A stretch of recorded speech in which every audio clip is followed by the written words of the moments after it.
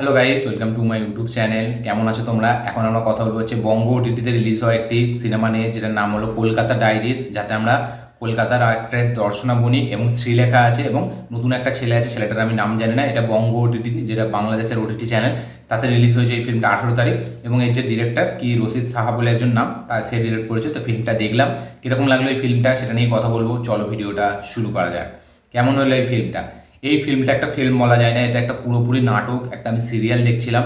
কারণ এই ফিল্মের যে স্টোরিটা, সেটাকে যেভাবে প্রেজেন্ট করেছে প্রথম দিক থেকে, অ্যাকচুয়ালি এই সিনেমার যে গল্পটা প্রথম দিক থেকে এমনভাবে চলতে থাকে যে আপনি মানে বুঝতে পারবেন না যে অ্যাকচুয়ালিতে ফিল্মটা কি বলতে চাইছে এবং কি দেখাতে যাচ্ছে। এবং যেই জিনিসটা দেখাচ্ছে সেটা এত পরে দেখাচ্ছে, তার আগে যে একটা আননেসেসারি জিনিস হয়ে যাচ্ছে, ঠিক আছে, যেটা মানে কোনো দরকার ছিল না।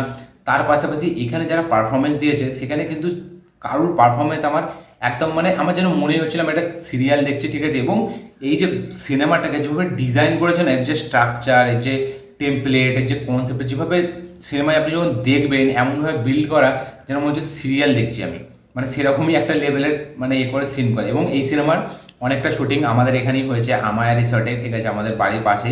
সেখানে এই সিনেমা শুটিং হয়েছে, আমি দেখলাম। সিনেমাটির মধ্যে ছিল অনেকটা পোর্শন, লাস্টের অনেকটা পোর্শন সেখানে শুটিং হয়েছে।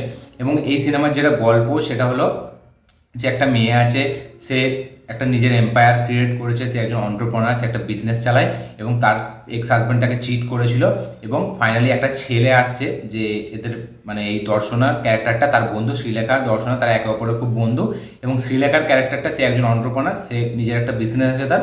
এবার এখানে একটা ছেলে আসছে, সে এদের দুজনের সাথে বন্ধুত্ব করছে, কিন্তু তার একটা নিজস্ব এজেন্ডা আছে, তার একটা মানে মোটিভ আছে। এবং সেই বন্ধুত্বটা হয়ে মানে তার সাথে কি করছে এই দুটো মেয়ের সাথে, সেটা দেখার জন্য এই ফিল্মটাকে দেখতে হবে। এই ফিল্মটার যেটা সব থেকে মানে খারাপ লাগলো আমার, সিনেমাটিকে যেভাবে প্রেজেন্ট করেছে এক্সিকিউশন ওয়াইজ ফিল্মটা খুবই খারাপ। এই সিনেমাতে কোনো ইমোশন নেই, ঠিক আছে। ইমোশনটাকে প্রথমে যেভাবে বিল্ড করার চেষ্টা করেছিল সেটা খুবই ফ্ল্যাট যায় লাস্ট পর্যন্ত। এবং শেষে আপনি ভাববেন যে খুবই একটা হেভি জিনিস আমরা দেখতে পেতে চলেছি, কিন্তু শেষে একদম মানে পুরো একটা নাটকের মতো শেষ হয়ে যায়। একটা নাটকে আমরা দেখি যেরকম এন্ডিং, ঠিক সেরকম একটা এন্ডিং এখানে হয়।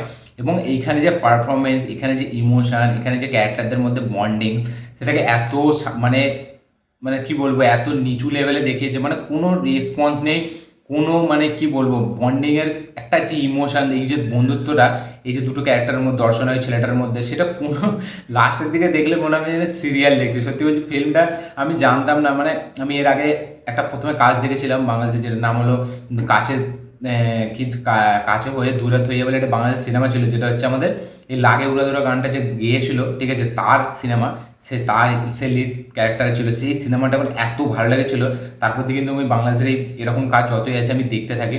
তো এই ফিল্মটা আমি দেখে সত্যি বলি প্রচুর বড় ভুল করেছি। পুরো টাইম পাস একটা ফিল্ম, পুরো একটা সিরিয়াল চলছে এরকম একটা ফিল্ম, ঠিক আছে। মানে কেন বানিয়েছে আমি কিছু, লাস্টে এন্ডিংটা এতটা মানে আপনাকে রাগ ধরাবে যে এরকম এন্ডিং। আর হিরোটার পারফরমেন্স, মানে সে এতটা ওভার অ্যাক্টিং করেছে। এবং ইমোশনাল সিনে তার জাস্ট মানে মানে কি বলবো, ইমোশনাল সিনে তার জাস্ট কোনো রেসপন্স নেই, কোনো একটা মানে মুখের এক্সপ্রেশন নেই, সে জাস্ট আছে। এবং এই ফিল্মটা যেটা দেখাতে যাচ্ছে, ঠিক আছে, যে একটা মেয়ে একটা কোনো বিনা ছেলে ছাড়াও অনেক কিছু করতে পারে, নিজের অনেকটা এম্পায়ার নিজে ক্রিয়েট করতে পারে, একজন অন্টারপ্রেনার হতে পারে, একজন বড় বিজনেসম্যান হতে পারে, তার কারোর হেল্প চায় না, এরকম একটা জিনিস যেটা দেখাতে গেছে। তার পাশাপাশি একটা বন্ধুত্ব দেখাতে গেছে এই তিনজনের মধ্যে। তার পাশাপাশি একটা এই যে দর্শনার এই ক্যারেক্টারের মধ্যে একটা প্রেমও দেখাতে গেছে। তো ডিরেক্টর অনেক কিছুই দেখাতে গেছে যেটা সে একবারও ভালো করে দেখাতে পারেনি, ঠিক আছে। কোনো ইমোশন নেই সিনেমাটির মধ্যে, কোনো একটা বেসিক যে কনসেপ্ট সেটাকে যে ভালো করে যে ইউজ করবে সেরকম কিচ্ছু নেই। কোনো ক্যারেক্টারের মধ্যে ভালো যে বন্ডিংটা সেটা কোনোভাবে আমরা ফিল করতে পারি না। তো ওভারঅল এই সিনেমাটি আমার জন্য খুবই একটা ফ্ল্যাট সিনেমা মনে হয়েছে, খুবই একটা অ্যাভারেজ সিনেমা মনে হয়েছে। আমার মনে হচ্ছিল আমি একটা নাটক সিরিয়াল দেখছি। তো আপনারা যারা এই সিনেমাটি দেখেছেন অবশ্যই কমেন্টে জানাবেন যে আপনাদের কীরকম লেগেছে। এই সিনেমাটি বাংলাদেশের অডিয়েন্স যারা আছেন তারাই হয়তো বেশি দেখেছেন, আমি জানি। কারণ কলকাতাতে হয়তো আমাদের এখানে সেরকম এখনও পর্যন্ত কেউ দেখেনি, কারণ আমি কারো রিভিউও দেখতে পাইনি এখন, আমি মনে হয় প্রথম। তো আপনারা যদি দেখে থাকেন অবশ্যই কমেন্টে জানাবেন যে আপনাদের কীরকম লেগেছে। যারা যারা এখনও দেখেননি তারা একবার দেখুন, দেখে আমার সাথে বক্তব্য শেয়ার করবে যে আপনাদের কীরকম লেগেছে। এই সিনেমাটি পুরো একটা নাটক সিরিয়াল আমার মনে হয়েছে, পুরো ফ্ল্যাট গেছে, বেকার একটা সিনেমা, ঠিক আছে।